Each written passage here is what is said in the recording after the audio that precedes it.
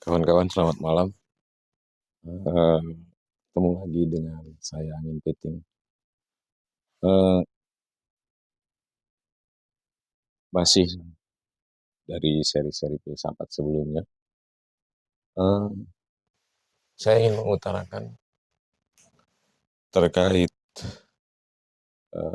filsafat, bahwasanya filsafat tersebut itu diambil dari dua kata ya. Salah satunya adalah kebijaksanaan, di mana kebijaksanaan ini lebih mengarah ke sesuatu yang benar. Artinya kebenaran itu menjadi landasan yang penting dalam konteks kebijaksanaan dengan beberapa unsur pembentuk di dalamnya. Kita tahu seperti hukum, di sana ada kepastian, di sana juga ada keteraturan, mungkin bisa masuk di konteks kebijaksanaan. Nah, perkembangan filsafat tentunya dipengaruhi oleh berbagai hal yang tadi yang disebutkan. Salah satu yang paling menonjol adalah hukum.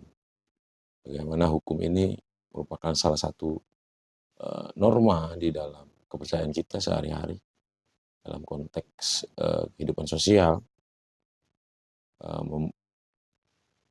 di mana peranan norma hukum ini menjadi norma yang paling mengikat daripada norma yang lain.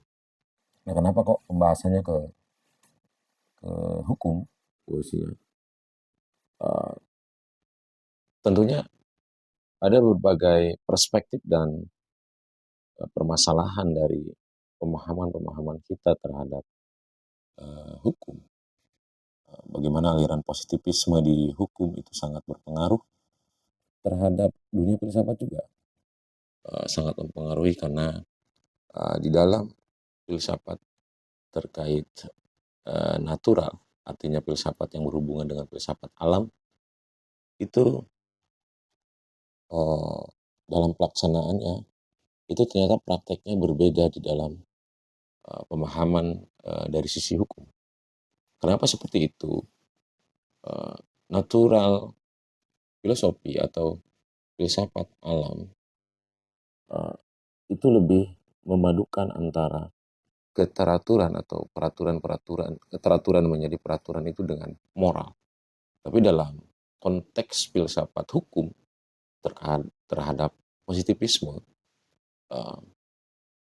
yang paling besar pemikir yang kita bisa banyak literasi dan banyak dipraktekkan di dalam konteks hukum itu adalah Austin.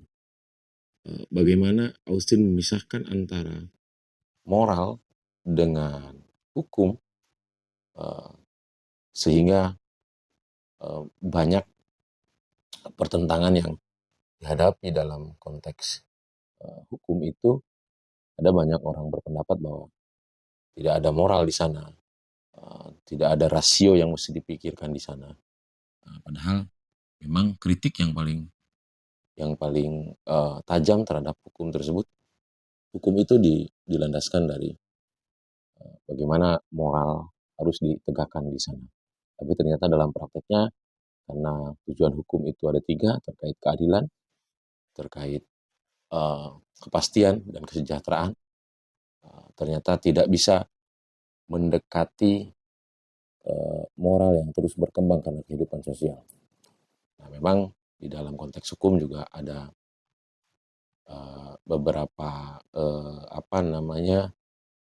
asas ya, terkait das sein dan das solem, tentunya yang itu sejatinya bisa untuk cepat dipadukan. Cuma memang keberlakuan hukum dan pelaksanaan penegakan hukum itu memang dengan prosedur yang ada, apalagi di negara kita, serta